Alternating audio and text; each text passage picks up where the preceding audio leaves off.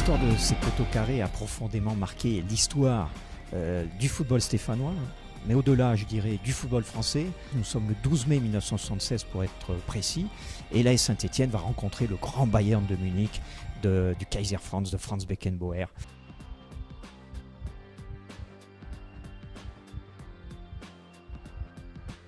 Et ce soir-là, pour cette finale de Coupe d'Europe des clubs champions, l'AS Saint-Étienne va s'incliner malheureusement 1-0 face au Bayern de Munich. Cette défaite avait un goût amer. Pourquoi ? Parce que tout simplement, l'AS Saint-Étienne avait tapé 2 fois ces fameux poteaux carrés.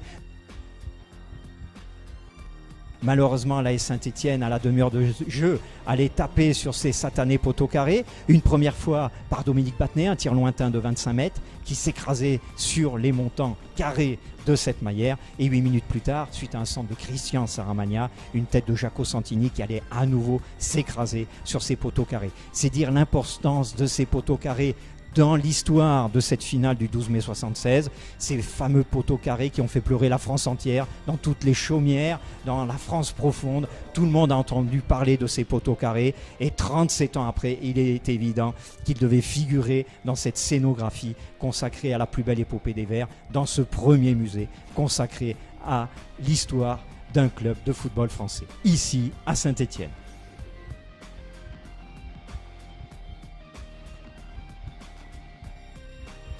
Oui, mais encore une fois, l'ASS s'était inclinée.